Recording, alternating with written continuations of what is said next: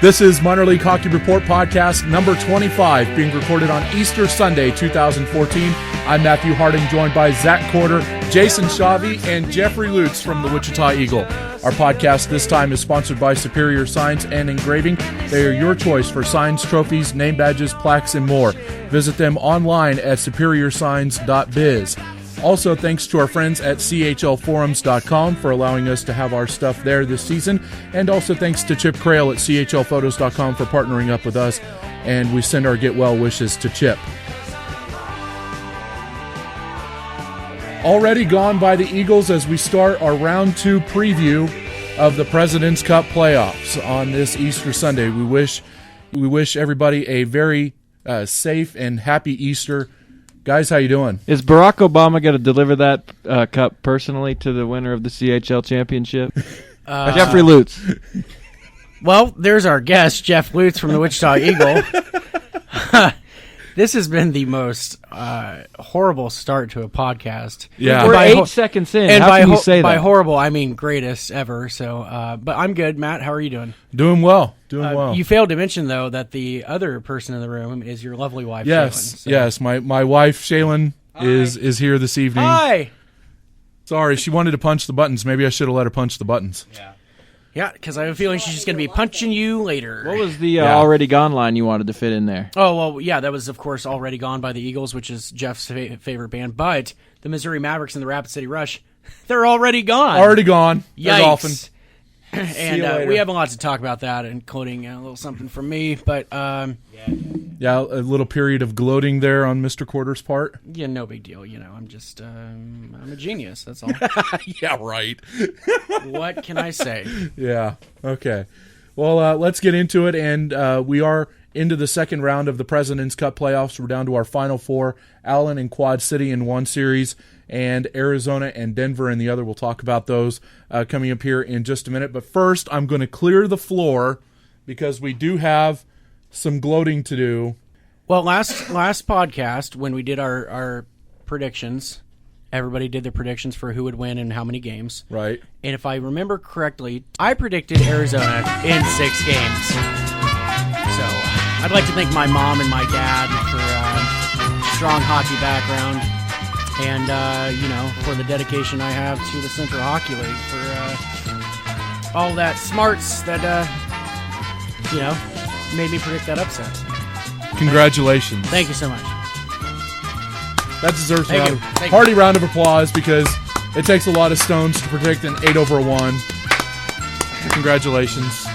It doesn't get any better than this for you, does it? I mean, you could live to be 95, and you've peaked as a human being. Pretty much. That's about it. That's about all I got. So, right I mean, why not have a couple donuts? I mean, I would too in that situation. After that kind of prediction, I'd bring in quesadillas. I'd bring in donuts. A chalupa, maybe. Yes. A chalupa and probably a Mexican pizza where I'd scrape off the tomatoes, though.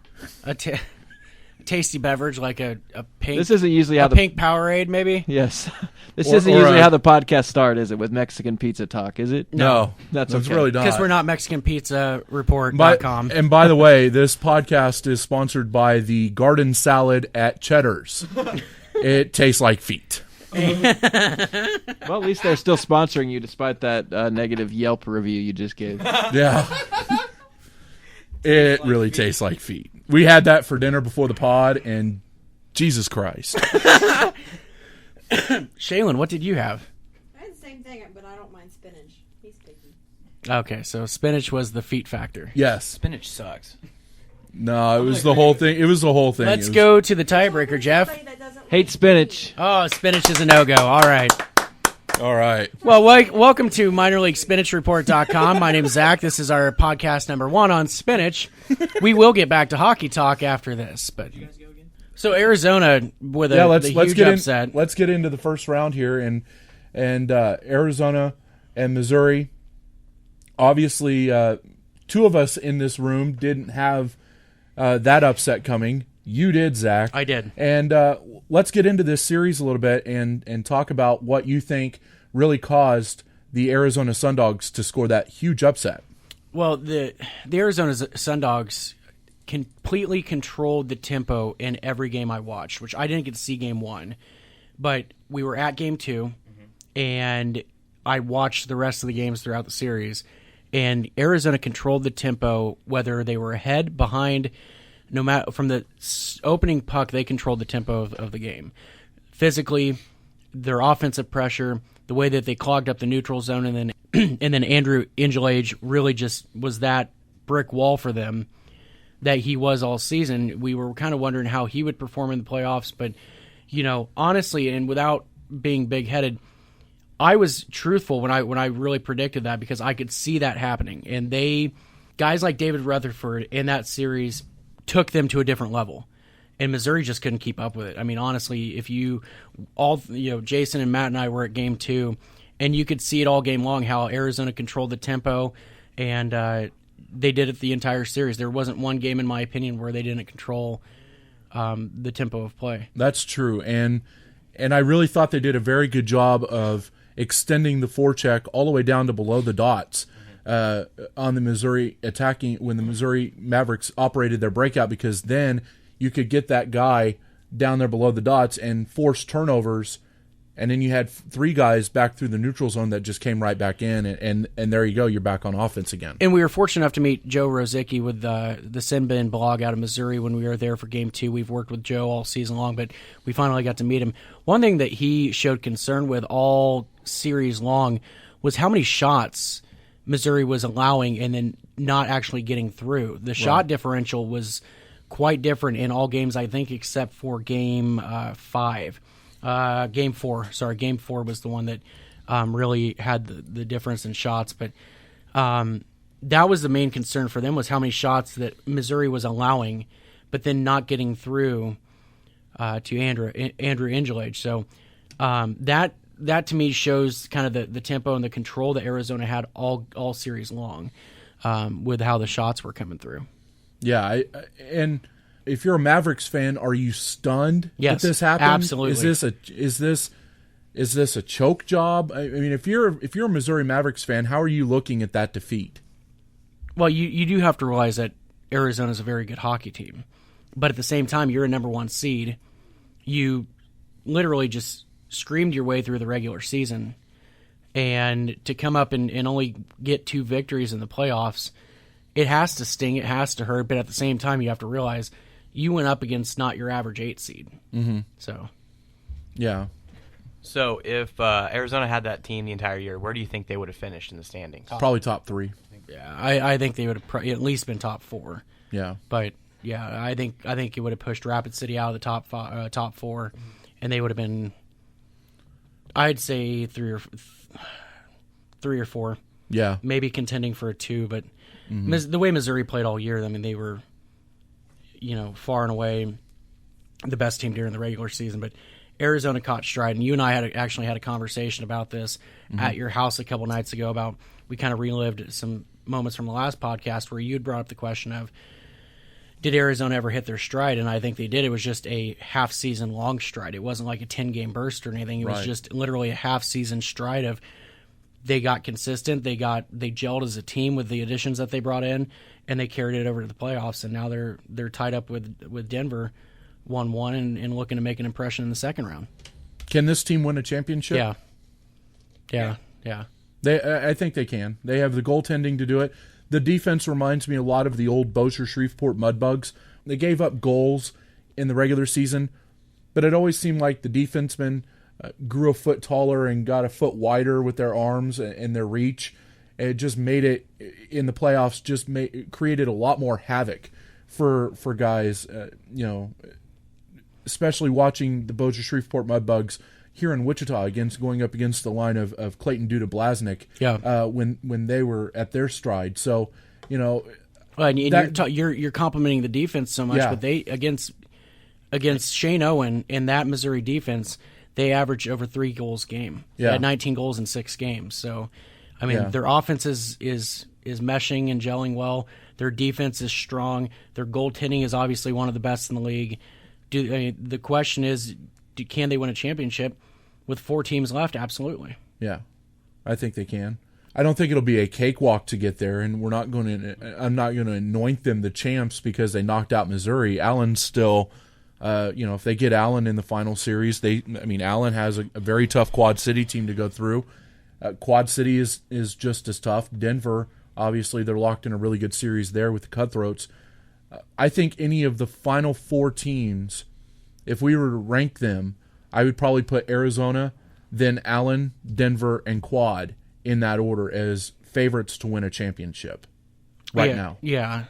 Well, and all of them have their different strengths. Yes. So, And Quad's getting really good goaltending now from Thomas Heemskirk and Ty Rimmer. They're getting great scoring from Thomas Frazee up front. They're getting veteran leadership with Jim McKenzie up front and on the back end with Darren McMillan. So, Quad City's really making a push right now against the defending champs. Darren McMillan, a huge favorite of your wife, Shaylin. Yes, she has. Yeah, I have to throw that out here. She has loved him since she was in Wichita. So yeah, I was just going to add that Jordan Mayer, rookie for Quad City, has also had a very good playoff so far. Yeah, absolutely. And just getting back to it, I wonder if you're looking at this, if you're looking at the Mavericks team headed into the offseason, does Scott Hillman need to make a lot of moves? Probably defense. Yeah, probably get taller, bulkier defensemen. A little bit more of a lockdown defensive team. Scott's one of those coaches that relies on a lead late in the game to clog up the neutral zone and basically just play that neutral zone. I don't necessarily call it a trap, but basically not let the opposing team in the offensive zone by clogging up the neutral zone, then basically kicking it back down ice, short shifts kind of thing.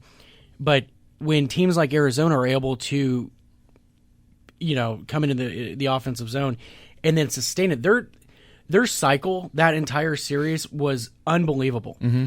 Arizona literally wore Missouri down, and I've never seen any of Scott Hillman's teams. This is the 5th year for the Mavericks, and I've never seen a team except for maybe their first year get worn down as quickly. They just looked tired, and there was games that they were tied in, and they were it wasn't even like they were down or trailing or anything. They were just flat-footed because of how effective the Arizona cycle was, and that went late into the game. So yeah, I think another defenseman that can really step up and be that presence. I was very impressed with Matt Stevenson after watching him for basically 5 games in a row and seeing him in person. That's a defenseman you have to bring back. Absolutely, as long as he doesn't get to go to the AHL or something like that. Matt Stevenson, I was incredibly impressed with. Obviously, you bring back Shinichny, with what he brings to the team. But, yeah, I think you kind of have to revamp your defensive core. Hopefully you bring back Shane Owen. If not, you have to get 2 solid goaltenders. I think that may have been something that hurt them was not having another option in net. I'm not saying you would have gone to another option. Yeah. But, in defense of Missouri, Urmo Suomalainen, toward the end of the regular season, played quite a few games and gave Shane Owen a lot of rest as they went down the stretch toward the playoffs. Once they got the playoff spot clinched, then home ice, and then the President's Cup, there was more Urmo Suomalainen down the stretch than Shane Owen. Right, but you look at their defensive core right now. But guys like Buvino, Colton Hayes is an offensive presence, but was a -1. There are changes that can be made. I'm not necessarily pointing out those guys, but then you have Odegaard, who was a +1, Shinichny, and then Matt Stevenson had 6 points in that series. So there are a couple changes that could be made on the defensive end, but I don't want to call it a choke job or anything like that. But Missouri allowed Arizona to control the tempo of play, and that's what was basically the downfall for them. But since we talked about goaltending here, yeah, we have an interesting kind of transition here into our next topic, which was. You and I had conversations about how Rapid City handled their goaltending in the playoffs, and the fact that when we did our podcast, we mentioned that Tim Boron would likely get every start. Wayne Savage wouldn't see the ice. Savage wouldn't even see the ice, and I actually talked to Tim after the series this week, and he had mentioned to me, I asked him what he thought about getting sat for a couple games. I mentioned that the playoffs were kind of weird with how goaltending was back and forth with certain teams, and his simple answer was that they needed a spark, which I was very impressed with his response to that. And I asked him if he agreed with being sat, and he said whatever we needed to do to win. Whether it be him sitting or lineup change, he said that, quote, whatever we needed to do to win. And so I think he can see the side of it with where Joe Ferris would look at it and say, maybe Wayne Savage can be that spark, and Wayne Savage did win a game for them. But I've always looked at it as when you have a solid number one that goes your entire year, it kind of befuddles me when you don't play them every game in the playoff series. Yeah, in Tim Boron's defense, it wasn't like Tim was allowing 4 and 5 goals a game. This guy was allowing 2 and 3 goals a game to a Quad City team that was putting consistent pressure in front of him. They were winning battles along the wall. Perhaps the spark could have came from somebody like Justin Sawyer, who didn't see the ice at all in that series. Right. You add a physical presence like Justin Sawyer, everybody takes from that veteran leadership and moves that way. They all pull from the same rope. I seen that Savage was starting, and thanks to Bobby Metcalf, our friend in Quad City, for the heads up on that when that goaltender switch came down for the Rapid City Rush. And I thought, well, surely Tim's not sick or seriously injured, because we've heard stories that even if he was sick, he'd still be out there. Yeah, he wasn't, and please don't call me Shirley. Yeah. So if I'm a Rapid City Rush fan, I kind of think that the spark needed to come from somewhere else. Maybe Justin Sawyer, maybe sitting somebody on the third line or something like that. It wasn't that drastic that you had to go change goalies in the middle of the series, especially when Tim Boron is the guy who took you to that place. Yeah, and was on the ballot for most outstanding goaltender. I mean, but the bigger surprise to me was in the Brampton series. Yes. Was Grant Rollheiser playing a total of 47 minutes. Yeah. The entire series. And but yet Christopher Westblom goes 1-4-0, lets in 17 goals in 5 games, has a 4.06 goals against average. I mean, and how we talked about that. I thought Rollheiser would get at least 1 or 2 starts. Mm-hmm. Yeah. And that didn't happen. Yeah. That's a shame to me, because I think Rollheiser was just as important between the pipes as Westblom was. I'm with you. I honestly thought that we would see Grant Rollheiser, especially in Game 2. Yeah. And at least for 1, maybe 2 at home. I thought we would have seen him for Game 3, guaranteed win night there in Brampton. Whoops. I have to say this, though. I don't blame Brampton for doing that. I don't either. It's a great if promotion. They lost the game, they gave out free tickets to the next game. Right. So that's a great promotion for Absolutely. Yeah, it gets people in the building. Absolutely. And if all you're doing is making money off the concessions, then you have 3,000 more people to buy concessions. Yeah, absolutely. So good move. Let's talk about the Tulsa Oilers real quick. They gave the Denver Cutthroats a really solid run, losing 4-2 in Game 6 in overtime on the same night that Missouri lost. What do you think of, if you're Bruce Ramsey, what areas do you need to continue to develop as you head into the offseason? Not a lot. I mean, maybe bring in another backup. We talked about Shane Matalora all year and his ability, and he really proved that he was good for Tulsa and a good fit. But I think a definite backup that can come in and win 10, 15 games for your team. But honestly, if you can bring back the same kind of core group of guys next season, Todd Robinson I thought was a great fit in Tulsa. I actually think that's a really good fit for him. Mm-hmm. Nathan Lutz did well for them. Thank you. As opposed to Jeffrey Lutz. And obviously you bring in guys like Monet, and if they can get plus catch back, I really don't think there's a whole lot that you need to improve. Just getting a core group of guys, I think that shows now as much as ever with the Central Hockey League, bringing back a good core group of guys to really gel with the team. Wichita went to two finals in a row off that same core group. The Island Americans have done it now for 5 years. Missouri's done it for the last couple years. So that's what they need, is consistency with some players. So, but I was very, very impressed with Tulsa in the postseason. Yeah, I think you could take away the veteran defenseman spot that Jared Moore occupied, and go get another either scorer or I'm sure that defenseman. frees up some salary cap space for you. Go out and get another scorer, get another solid defenseman without having to waste that vet spot, or go get a decent backup that over 300 games from a higher league, and he just have him come down and spell Matalora and show him the ropes a little more. Right. But Matalora's stats in the postseason, 2-4 record, but his goals against are 2.81 and a .903 save percentage. So, and that is 8th among goaltenders in the playoffs. Yeah, and he saved a bunch. I mean, he had a lot of saves. He played very well. I mean, like I said, I was very, very impressed with Tulsa in the postseason. Yeah, I was too. And they've got in the Oiler franchise and the Oiler fan base has a very bright future ahead of them now that the Stephen brothers are there, and no doubt in my mind that Bruce Ramsey will be back next year as coach of the Oilers, especially given the success they had. We've seen with their failures of the last couple of years the fact that Bruce always put a competitive team on the ice.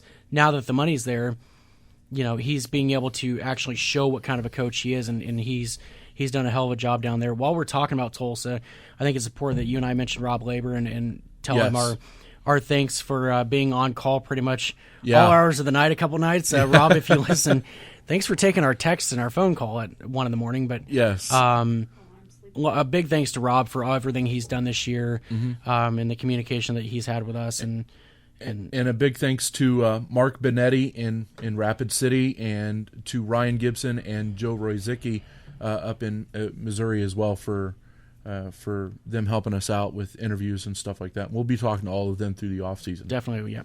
A lot of positives with the playoff teams that have exited already. Want to touch on the parity of the league, and Jeff will bring you in on this one as well. You can wake up now. Yes, I'm here. Good morning, sunshine. We'll bring you in on this, and I'll open the discussion out to everybody. What is the? No, let's just make it me and you. Okay, well we can do that. What does that say that the playoff series so far have been so close? You had one Game 7, two series go to Game 6. And one be done in 5 games. I think it says, you have a 10-team league, so the player pool is a little smaller than maybe it's normally been. I think you have a lot of teams that are chasing good players. Even during the year, we talk about Arizona. You list them as a favorite for the championship. At the beginning of the year, you look at their roster, you probably wouldn't have said that. But they had so many guys, and this is something that a lot of teams did during the regular season. They find guys, they add them, and they get better immediately, and they become potential favorites for the championship. So that's one factor definitely that I've seen. And I think there's just every team left has a lot of good players. So it's not like it's not parity in a bad sense. These aren't all middling teams. When you look at Denver, with obviously their scores, Allen has a ton of good players. Arizona, a bunch of good players. Quad City, the Mallards pulling from 4 different cities. Obviously, they're going to be good. So you have all 4 teams have good players. So it's parity in a positive sense. It's definitely not a watered-down league. No, not at all. Guys, what do you think? Oh, can we talk now? Yeah, you can talk. I completely agree. I mean, we've talked about the parity of the league all year and how it's gone, and the competition level all year has been just phenomenal. So if the CHL does get 2 more teams next year, assuming that they don't lose any, do you think the parity will be just as it is now, or do you think there will be some separation between the top teams and the lower teams? Well, I think you started to see it a little bit toward the end with St. Charles, that there was a step there between 9 and 10, and then there was even a step between 8 and 9 between Wichita and Arizona at the end of the year. Say what you will about the Thunder, but I think that the parity will stay the same. You'll see as Jeff said, the talent pool continue to shrink in the CHL, and teams who have good players will want to keep those good players around. What do you think, Jeff? Yeah, I could definitely see that. But when you start to add teams, the players get dispersed elsewhere. So it's no guarantee that that Denver or Allen or whoever will be able to keep their teams together. If there's 2 other teams kind of pulling from the same group, the same pool of talent, that could potentially water it down. But I think, like what you said, when you start to get to the Final 4, that's not gonna matter as much. You're still gonna have basically, even with Missouri out, Rapid City out, 2 teams that kind of played well during the league. You're still gonna have teams that belong, in the semifinals, the finals, and the champions probably is going to be the team that did it over the long haul. Right. And teams don't have expansion drafts anymore. Yeah. The expansion draft in the CHL is gone because the PHPA has legislated it out of the league because you can't tell a player where they're going. Right. So, to me, that also enhances the team's keeping players and things like that. Zach, Shawway, what do you guys think? I think Spencer Asachuk just scored for Allen, and it's 2-0 with 30 seconds left. So Empty netter?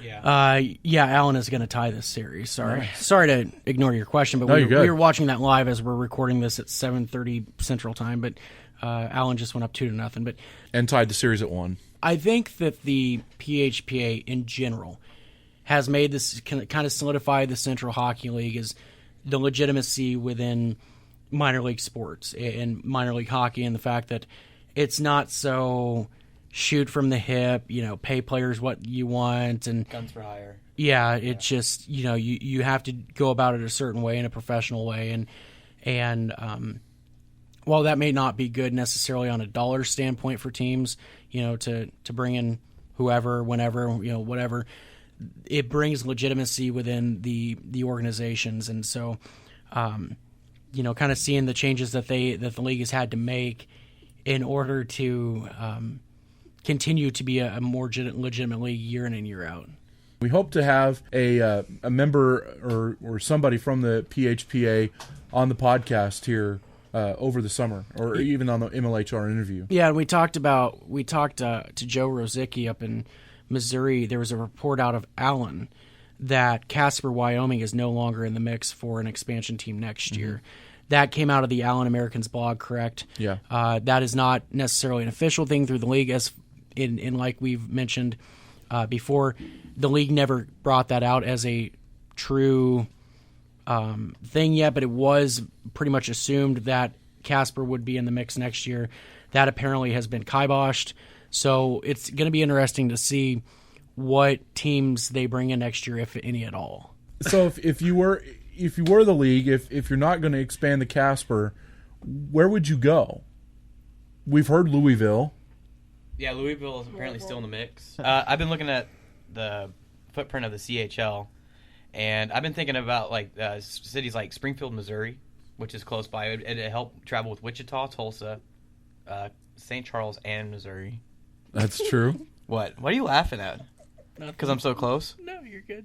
And Grand He Island farted again because he's disgusting. No. Grand Island, Nebraska has a 7,500 seat arena up there, and I think that wouldn't be too bad. It'd help Rapid City on travel too. Yeah. So, No. But has I he- don't. You're probably not going to get Oklahoma City to come back this year. probably not. But has anybody heard anything out of there? No. No, and so far the signs are that The Barons will be back. yeah. So you're not going to get Missouri, or you're not going to get Oklahoma City to come back to the CHL this year. The CHL did announce that there would be 2 teams, so it'll be interesting to catch up with Commissioner Ryan toward the finals. Yeah. And ask him where we're at with that, because when we asked him in November, I believe when we did the interview with the commissioner, he said that Louisville and Casper were on the table, and they were looking at places in Minnesota and things like that. I do think Minnesota. I think Minnesota would be a great place for them to go. I like that idea. Especially, wasn't it you that said in this more in the outer ridges of Yeah, Minneapolis, St. Paul? Like I outside think of Minneapolis and St. Paul, like St. Cloud or Albert Lee or Rochester. I like that idea. Yeah. Jeff, where would you want to see expansion? Hidalgo, Texas. First player signed, Brandon Cacciamilio. Yes. Could I not be a CHL GM? Well, I think Probably could. If I built my team around Cacciamilio and just started filling in from there, Would would your be on my team team. name be the Hidalgo Cacciamillos? maybe. second player signed. Ian Lowe could play for my team. Third player signed, Niger Morgan. Could be. You never know. He did play junior hockey, as that was pointed out by Woodrow MFA Wilson. There you go. Hi, Woodrow. Hi. Hi. But no, what other cities or areas of the central U.S. would you think would it be? Omaha. Omaha? Why haven't they Why haven't they looked at Omaha? Because they have the Omaha Lancers, the junior team there. They have the college hockey team, the Mavericks. Is it the University of Nebraska Omaha. Yeah. They have the Mavericks there, which they do very well in attendance. Yeah, they do. So they have that, and they already tried a third team, AHL, back when the Knights were there. That was the Calgary Flames affiliate at the time, which then moved to Quad City. So, and it was just a flooded market at the time, and I don't think you can put another team there and expect to draw well. No, it's true. I've kind of thought about maybe Lincoln, but they also have a USHL team there. But Yeah. and they also built a new arena for Nebraska. So, but I don't see any of those two teams in the near future getting a semi-pro team. But like I said, Grand Island has a 7,500-seat arena they just built not too long ago, and they house a arena football team out there. So why not look at the possibility of putting a team out there and see what happens? I mean, you never know. It could catch fire like it did in Rapid City. Could. So, That's a very logical choice, and they don't have a team there right now, do they? as far as what? They don't have a team of any level there, do they? No. Okay. But they don't have one if all go Texas either. They did. Well, they do. They do. Junior is They the do. Killer Bees is still the junior. Yeah. Sorry, I tried to. Yeah, RGV. Muffa.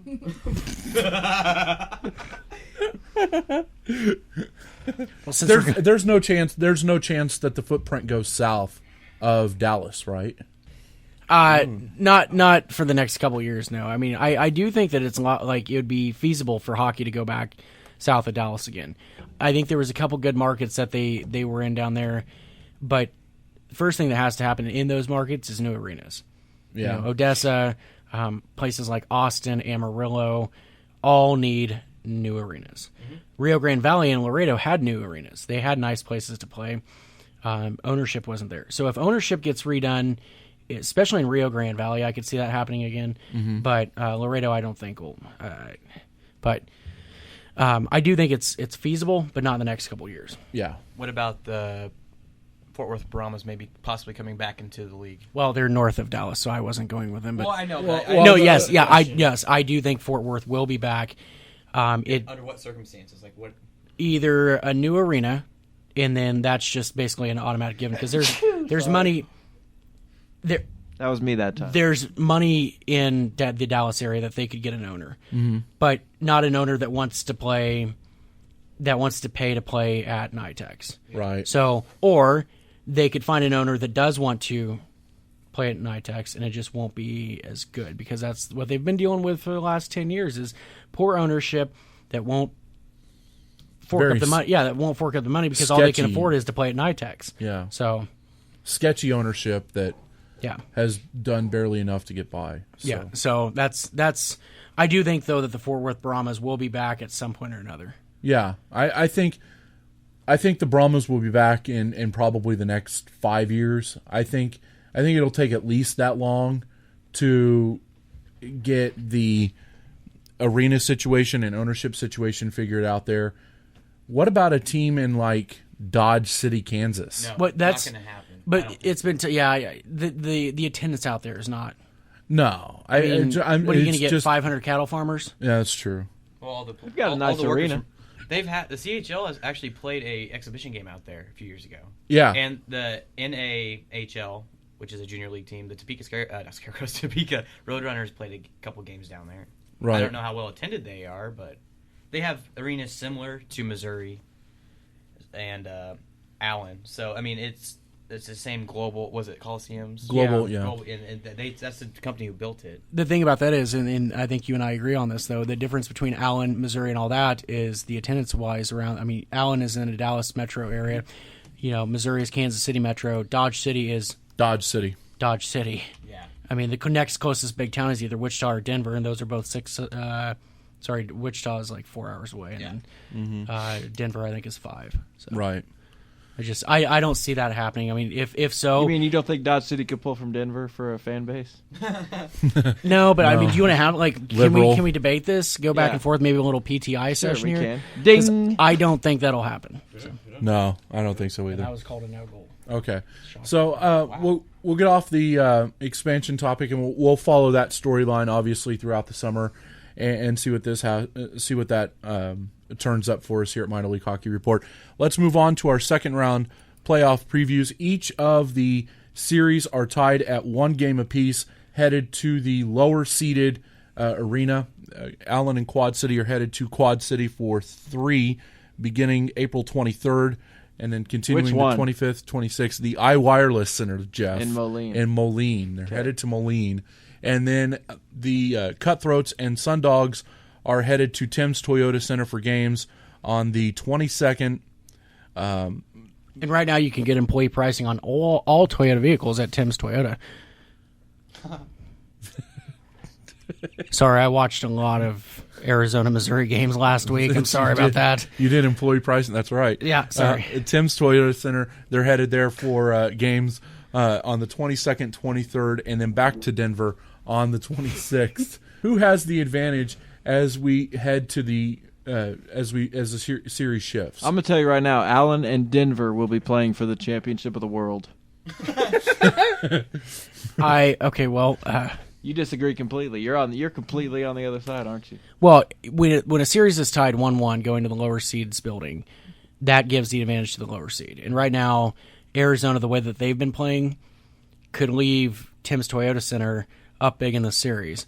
Mm-hmm. And then going to Quad, the attendance in Quad City, and I think we've all, like I texted Jason about it, I think it's awesome to see that building full for hockey again, because their fans are great when they can pack that place. So, but to get back on topic, it always benefits the lower seeder, which is now the home team, when you're either up or even in the series, because you don't have home ice. So you have to take those games and put them to your advantage. Yep. I think there is a certain amount of pressure that's on both on the trailing teams on the road teams now. You're talking about Allen and Denver. Well, yeah, that was the question that was presented. Right, but Jeff. I disagree with you. You don't think there's pressure? I think it's fun to go on the road in the playoffs. I don't think that's pressure at all. I think. So you don't think there's pressure at all for either team? No, I don't. They're it's probably the playoffs. The playoffs. I think there might be pressure from the pundits around. Well, this I think table. your head's full of pressure right now, because I completely disagree with you. But I don't. Why would you feel pressure in that situation? Because it's the playoffs and you're trying to go for a championship. You're playing in the playoffs, but why is that pressure? That's what you play the game to do. You're in that. You want to be in that situation. So you would walk in that building with zero. Are we talking about nerves or are we talking about pressure? In my opinion, are they the same? No, I look at it as the same way. No, I don't think. I mean, I got nervous before every game that I played, and I wouldn't. At what level? Any level. I could not. It was more of an anxiety, and I obviously didn't play professionally. I didn't play at the level these guys are playing at, but I was just anxious. I was ready to go. If that's pressure, then yeah, they feel pressure. But I don't think that's pressure. I think that's yes. Let's do this. Okay, well that's how I look at pressure being, though. Is the anxiety, the nervousness, and especially when I you're want to play. I was anxious to play. I'm ready to play. I'm not. If we win, awesome. But no matter who you're playing, it doesn't matter. Right. Interesting. Pressure on onto professional athletes. I think the pressure is on the higher seeded team because of the fact that from who though, but not from themselves. No, definitely not from themselves. Okay, that's it's the outside, right? And they don't necessarily pay attention or feel that. What do you? Yeah, I think if you're either of the home ice teams, you feel a certain amount of pressure to make sure that you can get a split basically there, because to take it back to your ice. But if you lose both games, you're out of the series pretty much. Yeah. And this far into the playoffs, you're down a 3-1 hole. There's a big problem. Mm-hmm. Yeah. There's a big iceberg in front of that Titanic. And that's pressure. And you're not flipping that boat around that quick. 1-1 ain't no pressure. So we're going to say there's a fair amount of pressure here is on the home unless you're team, Jeff Lutz, then there's zero pressure. Yeah. Let's get into the matchups here. Overall, who do you think that the matchups favor more, Arizona or Quad City in this series? Arizona, of the two underdogs. Are we going to say who it favors or who we're picking? No, who it favors. We'll get your picks here in a little bit. I think it still has to favor the higher seed. I mean, they were the higher seed for a reason. Denver played really well against Tulsa. Allen obviously established how they were playing in the postseason against Brampton. But with it being 1-1, there's really not a lot of favor, especially since you're going to the lower seeds home. So there's not a big difference with who it favors right now. Right. And in Denver's case, they Brimbridge, Schwab, and Gale are just still putting up points like no other. I mean, Schwab has 13 points in 8 games, Gale has 12, and Brimbridge has 9. What's it going to take to slow that line down? I mean, because Tulsa tried it with Nathan Lutz and Ryan Barlock there on the back end. I think if anybody can do it, Allen can. Yeah. Allen's defense could probably... With 4 teams remaining, who are your picks to win the series? Zach. Arizona in 6 again. Shall we? I'll say Arizona in 7. You take Denver. I'm taking Allen in 7 over Denver. No. No, that's the finals. We're talking about this round. We're picking this round? Okay, Denver in 7. I'll take Arizona in 6. And in Allen Quad, I will take the Allen Americans to win in 6 games. I'm going to say Allen in 5. I'm going to say they wrap this up. Glad we think alike. Yeah. Allen in 5 also, please. That's 3 for Allen in 5. $1, Bob. Okay. So then we'll go to the finals. We'll start with Matt this time. Who's your picks for? Obviously, you have Allen against Arizona. Who wins that series and how many games? Arizona in 7. Jeff, you had Denver and Denver and Allen. Allen in 7. Okay. I'm right there. And Jason and I haven't changed it in the last 48 seconds. Jason and I have Arizona and Allen as well. I will say Arizona in 7. I'll say Allen in 6. Wow. Okay. 2 for Zona, 2 for Allen. That's my man right there. We're either way, should be a fun series, and Yes. we're going to try and be there. Let's get into the beat you cover, Jeff, and that is the Wichita Thunder. You had a very interesting article here a couple of weeks ago where you had a conversation with Coach Kevin McClelland, and he was talking about his future with the team. Go ahead and give our listeners a little bit of a summation of that article. Kind of asking him what his status was. He really didn't commit one way or the other, and I asked him a bunch of different ways and a bunch of different times. Do you want an extension? He's kind of like, he didn't really say yeah, but then as part of another quote, he was talking about not working with a contract and how much he doesn't like that. But it's been a couple weeks, and he said he was going to meet with the Stevens and kind of move forward. So I would expect him to be back. Maybe he's just okay with working on a 1-year deal remaining. But I don't know what the direction is with Kevin McClelland and this team, at least beyond the upcoming season, because he's not really committing one way or the other. Doesn't seem like ownership is ready to commit to him beyond this year, which I think is kind of if it's on them and it's not McClelland, kind of waffling on whether he wants to stay. That's kind of ridiculous. I think you keep that guy around as long as he wants to be here. So it's the coaching situation is kind of a little bit up in the air, it seems, at least beyond the following season.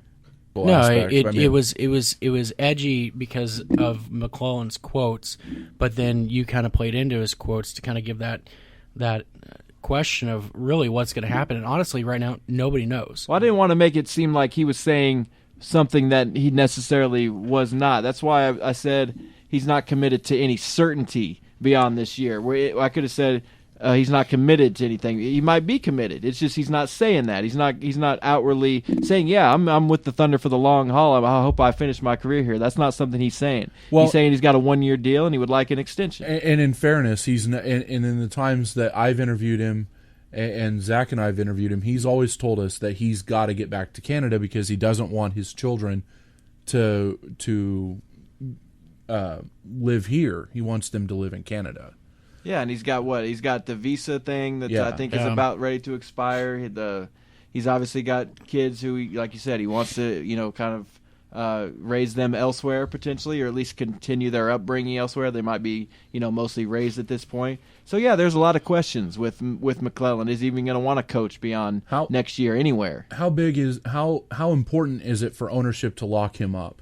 If he's open to being locked up, then it's extremely important. That is the beginning and the end. That is the start of building a new contending team is having him aboard. But I think he just wants things to change, and it was difficult because he was kind of a little bit elusive in that interview.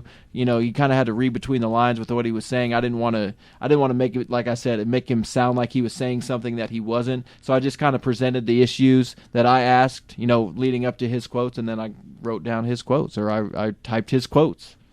So we haven't gotten to talk to you since middle of the season. And the question stemming around Wichita, which I'm not really here to talk about Wichita for a good half hour, but no. In your opinion, you saw the team quite a bit this year. What was the downfall of the team? Was it the players? Was it was it Kevin McClellan? Was it just what was it that led from them being back-to-back conference final or conference champions? I think the beginning of the season really just sunk them in a lot of different ways. I think that created some chemistry issues. I think that created an awareness of what had transpired over the previous 2 years. Like, dang, we're tired. We've played 150 games over the past 2 years, had really short off seasons. RG Flath, Matt Summers, Martins, these guys weren't missing games, so they were playing 3 complete seasons with playoffs. Basically, Matt Robinson was another guy kind of like that, where he just wasn't missing any games. And I think when you start that poorly and you're not winning at home, I think the confidence goes away. I think you saw that. That was clear early on in the season that the confidence just wasn't there, that they would fall behind and it would snowball. And I think they just never could quite pull themselves out of that. Well, there you have it. Straight from Jeffrey Lutz, beat writer for the Wichita Thunder through the Wichita Eagle. Yes. I want to clear that up because Jeff writes for the Wichita Eagle, not for the Wichita Thunder. Right, Jeff? Yes. So, Jeff, though, has been a great contributor to us all year, and personally want to say thank you for your help in all news with Wichita and around the league. So thank you. Yep. Certainly. Thank you. Let's get into our Stanley Cup first round. And I have everything discussion. Right here already up But and ready. Hey, that ain't minor league. Well, hockey. It's hockey, and we've got to talk right about now. it. We're just hockeyreport.com. Yeah, we are. We're yeah. So we transitioned. We'll leave partisans aside while I do the series breakdowns, and then I'll let Jason chime in. But to start off, the Colorado Avalanche and the Minnesota Wild, the Avalanche are up 2-0 in that series off of back-to-back. No. Oh, Joe, that was first game was overtime. Okay, yeah, big overtime game in the first one. They actually came from behind to get to overtime, then ended up winning that game. But 2-0 in that series. The St. Louis Blues are up 2-0 over the Chicago Blackhawks. The Anaheim Ducks are up 2-0 over the Dallas Stars. And a game that's going to be played later tonight, which we are broadcasting on 420, is the San Jose Sharks against the LA Kings. San Jose really came across strong in game one, winning that game 6-3. They're up 1-0 in that series. Over in the Eastern Conference, which this may be odd to hear, but the Detroit Red Wings and the Boston Bruins are tied at 1. A game that's currently being played, the Tampa Bay Lightning is down 0-2 against the Montreal Canadiens. The Canadiens are up 2-1 in that game right now. The Pittsburgh Penguins and the Columbus Blue Jackets are tied at 1 in that series. The New York Rangers and the Philadelphia Flyers are tied at 1 after their game today. Word. So, Jason, Yeah. you are the only one that has a dog in this fight. Yeah. Talk to me about the NHL playoffs, and I'll let you start out with the Avalanche and the Minnesota Wild. Well, as a hockey fan in general, this is the best time of year. And even on ESPN, the poll, the viewers said that the NHL playoffs was probably the best postseason playoffs that are on TV or in sports in general. And I'm an Avalanche fan, and it's great to see them back in the playoffs. But Patrick Waugh has gotten this team not only to play his style, but to believe in each other. And you can just tell on the ice they have such great chemistry from the first line down to the fourth line. And Nathan McKinnon, for an 18-year-old, already has 7 points in 2 games, and he has just gone off. This is his coming out party. Now, he's been compared already to Sidney Crosby when he was in the juniors, but I've heard Roenick compare him to Mario Lemieux so far. I think that's unfair to put on his shoulders at 18-year-old. That's unfair to compare him to Sidney Crosby right now. I would agree. Well, no, it was when he was in juniors. I believe so. At any point. But anyway, it doesn't matter. I mean, like I said, I'm an Avs fan, and I kind of want the Blues to beat the Blackhawks because Zach and I have been to a Blues game, and it's kind of like my second team since I have family there. Anyway, okay. But regardless, I will watch almost every series because I love playoff hockey, and it's the best thing on TV right now. Absolutely. There's nothing like playoff hockey No. at any level, but the NHL playoffs are just unbelievable. And I'm a lifelong Devils fan, but as Jason said, we went to a Blues game, and so I kind of rooting for the Blues to do well. But there's a lot of really interesting storylines with this year's playoffs. The way that the Canadians are playing, and as I mentioned, I spoke to Tim Boron. He mentioned that Carey Price in the playoffs is just a completely different goaltender. Mm-hmm. I mean, he takes it to a level that you don't get to see during the playoff. You get to see it apparently in the Olympics, but but yeah, mailing it in Price. The Avalanche, have a good stronghold on that game. Don't count the Blackhawks out yet. Oh, no. If that goes to 3-0, then I'm now how big of a loss? First of all, David Backus got train wrecked Scrambled eggs on Saturday. Yeah. That was just an incredible hit. And then Seabrook tries to get up and tries to fight somebody. Yeah. He went after Keith. He's He out. didn't even go after the right guy. He's out on his feet, and he's trying to get after Taves, and Taves is like, no, shaking his head no, like just that just shows you the down. passion. I mean, I've had concussions. Jason's had a 6-pack of them. I'm in the same boat, but I mean, when you get hit like that in the head, you don't know where you're at, what you're doing. And Backus had the state of mind to get up and try and fight somebody. But, I'm gonna get you if I but can stay up. Seabrook though was out for 3 games. yes. How big of a loss is that for the Blackhawks? That's pretty big because Seabrook and Keith are anchors, and I mean that's probably one of the best. That's top 2. Like I'd say those 2 are some like top 10 defensemen in the league, and that's on one team. Mm-hmm. So that's a big loss to lose one of those 2 guys. It'd be like Boston losing Chara just in general. That's a top 10 defenseman, and so yeah, it's a big loss for them. But if the Blues can go into Chicago and win Game 3, that series is done and over with. Yeah. As much as I'd like the Dallas Stars to compete against the Ducks are unreal this year. So that series, in my opinion, is already over. Mm-hmm. The Kings, I think the Kings and Sharks series will not reflect the Game 1. No, I think we'll go 7. Yeah, I think that's probably, in my opinion, maybe other than the Rangers and Flyers, just because of the rivalry, but that may be the best series in the true competitive series in the first round. Yeah. Boston and Detroit, I think you saw today that Boston is the superior team in that series because Detroit can't score. Game 1 was a 1-0 game. Detroit only scored 1 goal today after Boston finally found their scoring touch. So I think that series is over in at least 6 games. Boston wins that one. If the Canadians can come out with a win tonight and go up 3-0 against Tampa Bay, I'll be shocked. Really? Yeah, I think that series is over now. I think it is. I think Tampa Bay has goaltending I've never issues. looked at Montreal as being that huge offensive force. But they don't need to be. Enough to win a playoff series, though. Because no matter what, you still have to have scoring in the playoffs. Yeah, I agree, but they don't need to be. They just need to score and enough. Brian Giunta only shoots at goalie's chest, so... I think the Columbus-Pittsburgh series is interesting because I do think that could be a big upset. Come on, CBJs. Come on. Yeah, Yes. let's go CBJs. Does anybody think that Columbus is going to win this? Come on, series? man. I just said that. Come on, I think they dog. could. I just I said saw that. the Eagles in their I arena. think that's the best potential for a... Other than... who's up right now? The Habs over the Lightning. But as far as like a true upset, that's... They got one in Pittsburgh. They did. That's huge.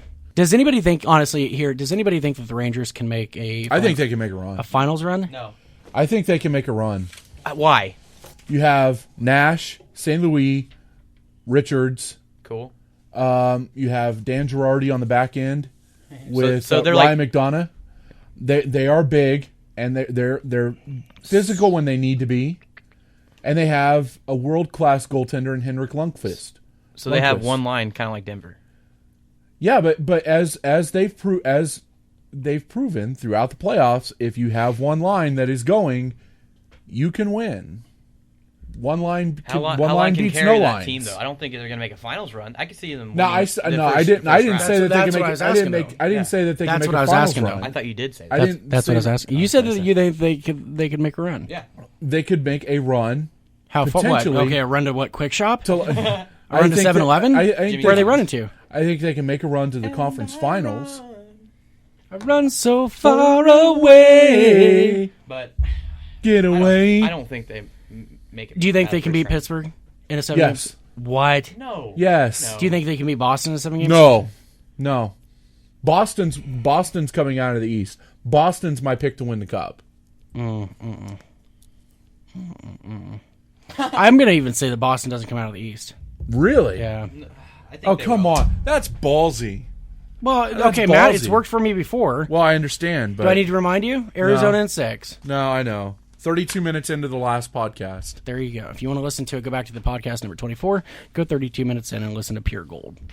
Stanley Cup champions. Zach, who plays in the finals? Who wins? Blues against the Canadians, and the Blues win. Anyway. This is tough because I could see either San Jose or St. Louis coming out of the West. But I think I'm going to go with San Jose and Boston in the finals, and I'll say San Jose wins in 7. Jeff. You first. I will take the Anaheim Ducks in the West Okay. and Boston in the East. I'm gonna do Tampa and the Minnesota Wild. Okay. You're dumb. Kyle. I'm Kyle. And who wins? Who wins? I told you, Tampa. Tampa's about to go down 3-0. They're gonna win the whole thing. They are on a 5-on-4 power play, though. Yeah, bitch. I didn't mean to step all over your pick, Zach. I was just trying to have some comedic. You know value. that wasn't a serious pick. I just wanted to be different from y'all. There you go. Word. He's saying that. So what was your pick again, Matt? I had Anaheim and Boston. With Boston winning it all. Boston winning in 7. Boston strong. You had Montreal and St. Louis. Yep. Nice. I'd watch that. Why Montreal? I'm just curious. He likes PK Subban. They're playing extremely well right now, and Carey Price in the postseason is goaltending wins in the playoffs. Do you have Two two words. words? Carey Price in the postseason. No, I did just Montreal Canadiens. The goaltending wins in the Stanley Cup playoffs, and Yep. Carey Price is phenomenal. And Ryan Miller for the Blues was a great addition. And as much as I maybe don't like Steve Ott, he brings a lot to that team when he keeps his head about him. And so that's my picks. I don't like the East surprisingly this year. Pittsburgh and Boston on paper are the two strongest teams, but yeah, I can see them faltering at some point. Yeah. So that's what I got. All right. Sounds good. Any closing thoughts before we shut her down? I think this is going to be a very interesting week of playoffs in the CHL. What games do we have coming up real soon? Like, I mean, I know what series, but like, who plays? Both series get going again the early part of the week. I think Tuesday, Wednesday. Very good. What games are you gonna watch? In the NHL? No, CHL. Oh, well, I have to watch the Quad City Island games. Are you gonna watch the other series? I'll probably watch as many games as I can on CHL TV on the American America One Sports One Network. Sports. So Jeff, you got anything before we shut her down? Nothing. I have nothing. All right. We don't want to pimp anything. How nothing to can we? pimp. Let's go around the room and we'll give our ride, but that's about give our it. social media. How can we find you on Twitter, You can Jeff? find me. I don't want you to worry about what I'm doing at work. So look for the funny, the interesting at Jeffrey D. Lutz. All right, Jason. Twitter. How can we find you on Twitter? It's Jason_Shavi, SCHAWE. Zach. at Goalie Guy 87. I don't think the wife wants me to give her Twitter handle out. I am at Matt_Harding, and all of us can be found at Minor League Hockey Report. Our Twitter handle is at ML_Hockey Report, and we are on Facebook as well, facebook.com/Minor League Hockey Report. And we do want to thank you. We are having our biggest month ever with playoff coverage. Continue to look for that on the site as we head through the rest of the playoffs and into the off season. So for Zach Quarter, Jason Shavi, and our guest Jeffrey Lutz, I'm Matthew Harding. Thank you very much for joining us, and we will be back for another edition of the podcast as we preview the 2014 President's Cup Final. Until then, have a very good night. Bye.